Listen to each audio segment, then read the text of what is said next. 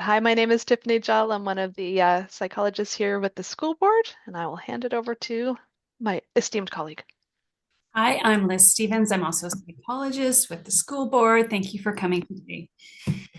We're going to talk about dopamine and its role in screen time for kids, for adults, for all of us who are struggling with how much time we're spending on our screens.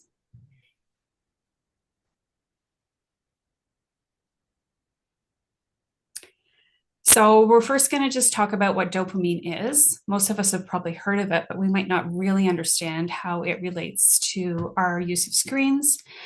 And part of what dopamine does, it's a wonderful neurochemical, but it makes it really hard to stop something like looking at your phone.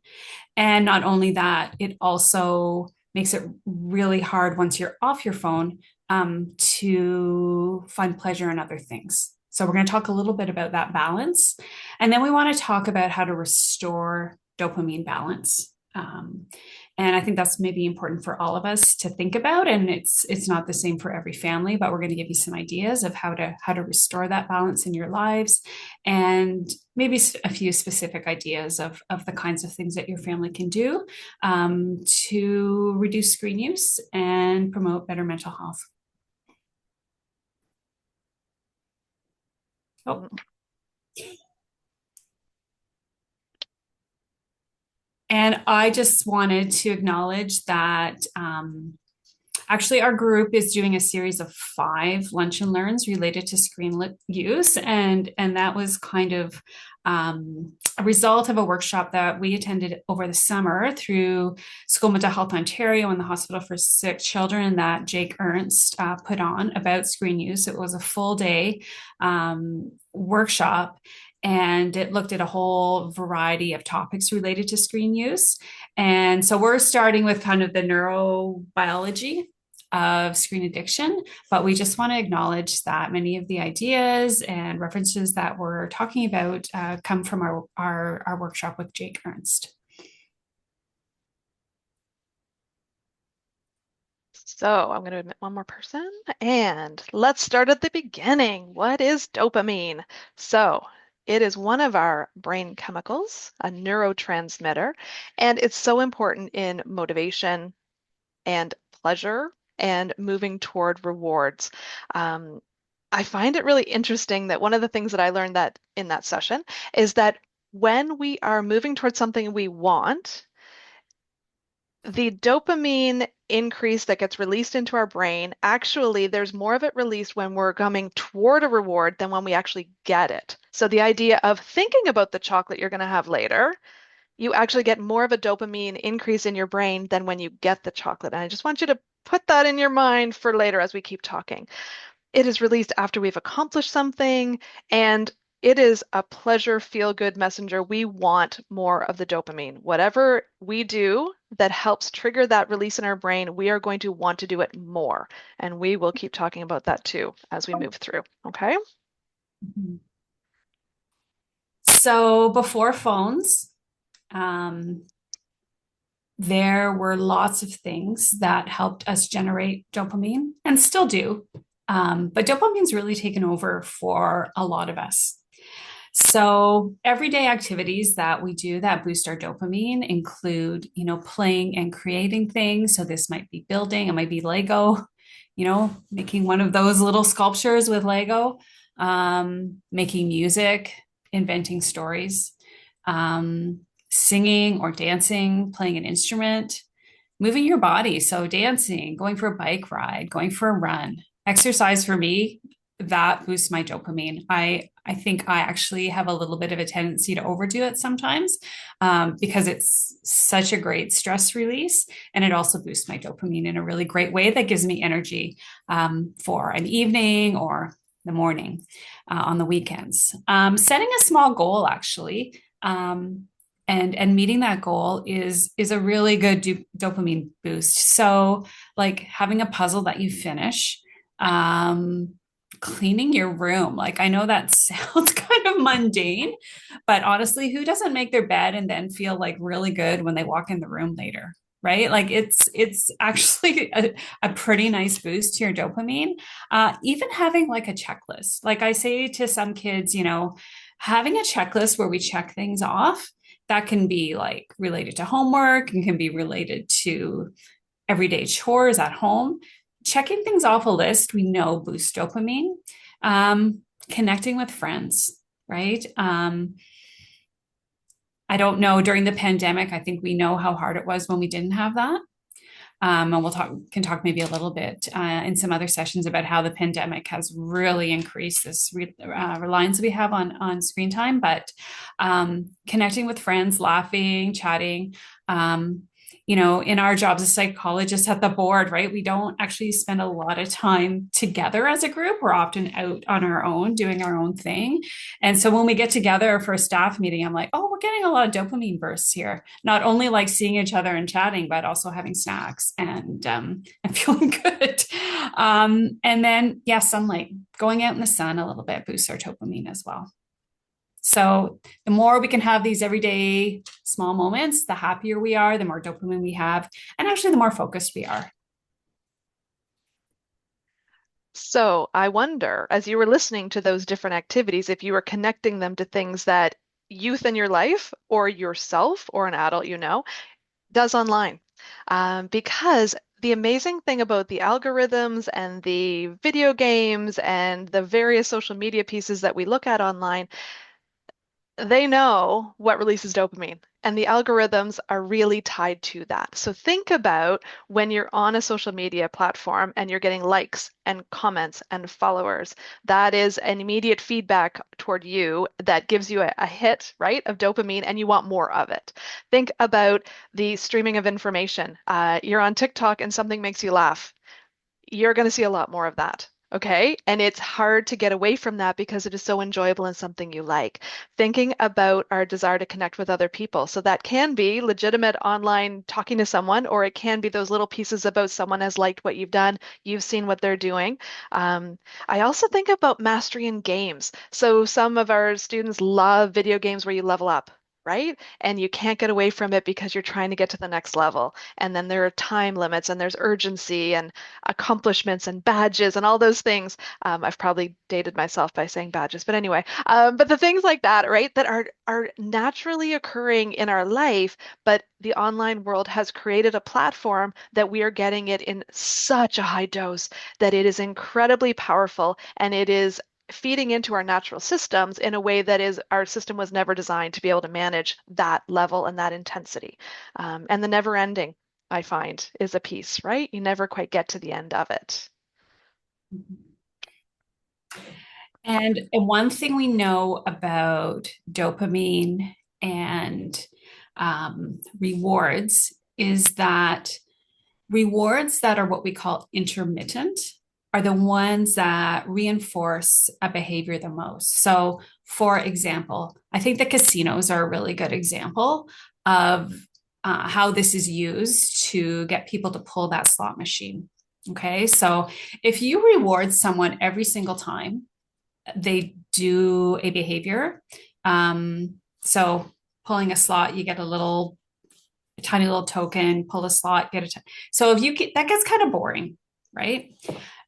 They know that when people get intermittent reinforcement, so not every time, but especially when it's a random number of pulls on a slot machine that you make, we know that that leads to the highest level of slot pulling and the longest duration. So people will stay at it for hours because they're getting intermittent reinforcement. And phones have been designed, or the apps have been designed exactly the same way. So when you go and check your email or your text messages or your Snapchat, you don't always get a reward. So you're not always getting a like or a message. And so it keeps us coming back. We keep checking. It's like pulling the slot. We might hit the jackpot this time, or we might not. But it leads to a real highly motivating us to check again. And if you remember, I commented on the dopamine release in the anticipation of a reward is actually stronger than getting the reward itself. So that absolutely plays Mhm. into that. And then I think we all probably know this part too. You get used to it, right? So if you are doing the same thing, getting the same level of dopamine, after a while, it doesn't give you the same pleasure response as you were getting at the beginning. So you get a tolerance to it and you need more to be able to get the same level of feeling of pleasure. Um, and so this is where we get cravings. This is where we feel like we need more than we previously used to need. And you lose a bit of the control of it, where you think you can keep it at this level, but you can't. You just need more of it to get the same feeling, because that's what we're chasing, is that feeling. Um, oh, And I love this photo just because we've just come out of Halloween and this is kind of how I felt the other day, right? So, because there's an endless supply of social media, it's kind of like your big bag of Halloween candy. How many people are able to keep that to one or two when you've got, 75 of your favorite chocolate bars sitting in front of you? It's really tough. And two doesn't satisfy us anymore. And we go to 10, 15. I know I can remember writing assessment reports and the mound of wrappers that would be left at the end of the day.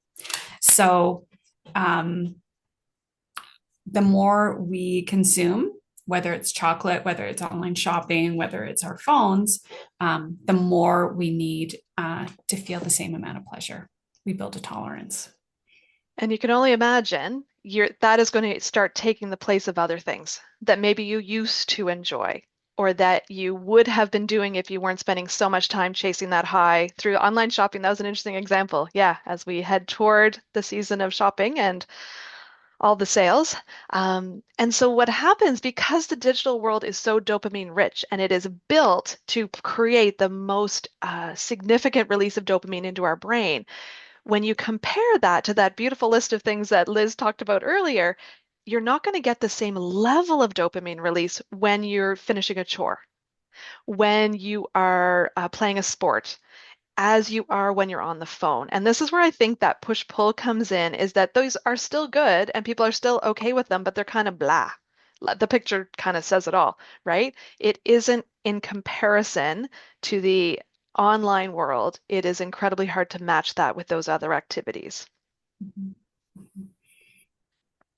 And this is just a quote from a book. It's a great book, and we'll show it in the next slide.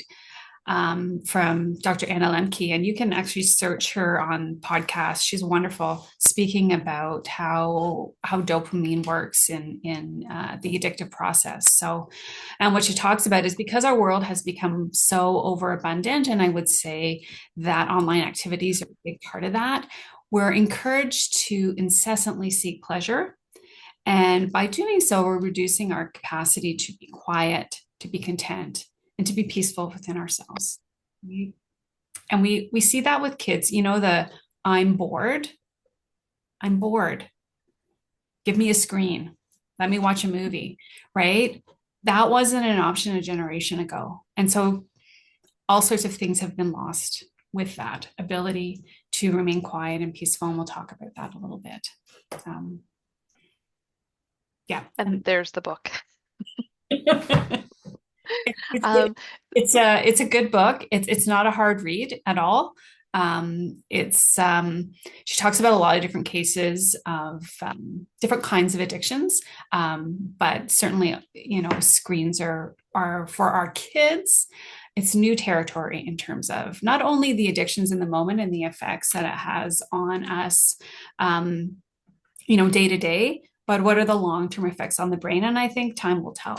We don't really have all the data on that yet, but definitely worth a read if you're interested.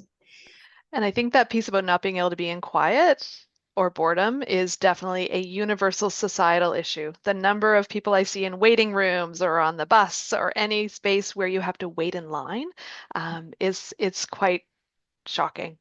And the reason we want that is because whenever you are getting that feeling of pleasure and you stop having that experience, our brain is trying to work with those brain chemicals. And so the next screen, actually, I might skip over just to show it. This idea that our brain is looking for balance. So when dopamine is being released, we're getting the feeling of pleasure. The brain is trying to level things out. And so the other side of the scale, I don't know if you can see with these cute little bugs, is pain. Pleasure and pain are on the same kind of teeter-totter. And so that's the feeling of withdrawal. When you stop feeling pleasure, you are feeling that sadness. You've seen this in, well, in your kids or other people in your life, that feeling of anxiety, the feeling of anger that you're taking it away. Um, and those are the cravings. That's the withdrawal. And that's what keeps us going back to get more of the dopamine because you're doing the things that make you feel good. Did you have more to add about that, Liz? Sorry, I kind of jumped around.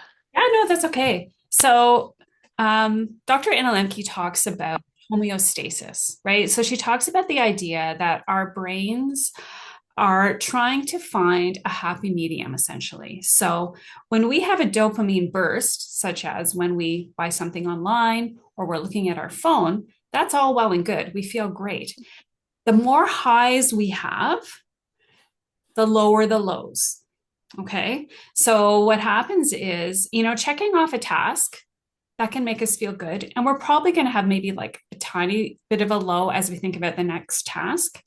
But if you can imagine being on a screen for 3, 4, 5 hours, and this is not unusual in our kids, and the whole time, right, our dopamine is high. We're getting likes, we're getting messages, we're seeing really cool images. So that happy little bug on the left, I think that's the happy one. But I'm not actually sure. It's getting it's really high, but there's going to be an equal downside. Okay. So when you come off the phone, this little bug on the right, the unhappy bug, is going to get an equal amount of time to balance your brain. If you think about, um, if you think about when you stare at a red shape for a long period of time, right? So a red circle. And then you look away at a white piece of paper, you see a green circle. Okay. And that's because what's happening with the rods and cones in our eyes is that when one set fires, there's an equal and opposite reaction of the other side of the cones. So red and green, blue and yellow. And same with dopamine in our brain. We spend a long amount of time in this high, positive, rewarding situation on our phone. Coming off is going to be miserable. So the longer you're on the phone and the more interesting the information that you're getting, and those reels that come at us, right? They're targeted to the kinds of things that we like. The downside of the teeter totter is going to be longer and more severe. And so that's part of why it's so hard. And that's part of why we're going to talk about how to address this, because this balance being disturbed for long periods of time is not good, not only for our attention, focus, and mood, but long term for our mental health. So how do we restore the balance? This is the age-old question in so many different areas. And I think that because of COVID and the restrictions and also the increase in social media use just in general, it's going to be a long process. I don't know that it can be a quick fix. So I want to just put that out there that thinking about what are your challenges and what are your strategies going to be, it's going to be a mixture of things. So we've included the term gradually decreasing screen time as a way of just capturing the fact that sometimes going cold turkey or fully taking it away, the withdrawal will be so significant and the behaviors could be high as well. So balancing out as you are reducing screen time, increasing those other activities that will also give you that dopamine. And I think it's really important, and I don't know if this is in the slides, this is just me thinking, think about what you're doing online and what your child or youth is doing and finding something that is within the same realm. So if they like mastery, so they're doing video games where they're wanting to level up, can they take on something that is a challenge? Right? So if it's something they want to connect with other people, can we replace that with time connecting with other people in the real world? So that kind of idea of balancing those two things, and generally having that connection and relationships are going to increase that and being together on that. I think we have some more specific ideas. I'm just watching the clock. Here we go. Ooh, do you want to take this one on? I love the dopamine piece. So I'm a backcountry camper, and so there's no phone signal, there's no cell service, and the phone dies after a little while. So I just don't have a cell phone when I go camping, and I just love it, right? When I come back, I feel clear, I feel more focused, I feel happier, to be honest. We, as the adults in our kids' lives, need to model and participate in any kind of intervention that we're trying. Okay. Um, I, when we were doing the workshop with Jake, we were all asked to look at our screen time. It was terrible, right? It's terrible to look at those numbers of how long we spend on the screen.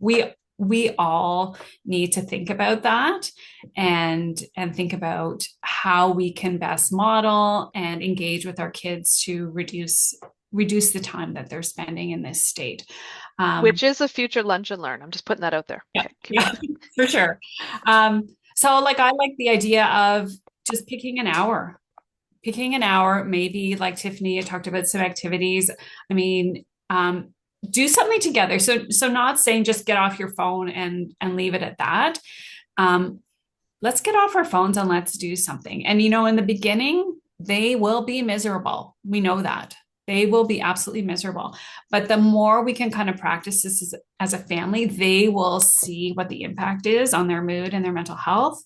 And maybe you can start stretching it out. And a weekend might not be a reasonable thing when kids have homework to do, etc. But even like a couple hours, as a start, can really start to change up that dynamic. And yeah, planning those non-screen activities. So I like board games. I really love playing charades. I love being outside. But your kids, and like Tiffany said, what they're interested in on the screen might inform what you want to try. But be really planful, because I don't think any of us do well with sort of a carte blanche. What am I going to do? Because we've become so dependent on using the screen for entertainment and connection. Um, I also like the idea of it being collaborative and talking about, like, talk to your kids about dopamine. Again, that's going to be a future session, but also thinking about what is it online that they're doing, and is it reasonable to even talk about how do we cut down on certain ones that are causing the biggest issues, right? Like, because sometimes we can go in and out of something and it's really not a problem. But is there something, one activity online that is the one that is causing the most distress or is causing the most conflict in your home? Sometimes that can be where we start and just reduce that one and work through it. But I do agree. Oh my gosh, I read another book, Stolen Focus. Ooh, that was a good one. And he basically goes off the grid. And the description of the experience he went through is very interesting. And I shouldn't have mentioned it because I cannot think of the author's name, but Stolen Focus. So what do we do instead? Okay, what are we putting in place of being on the screen?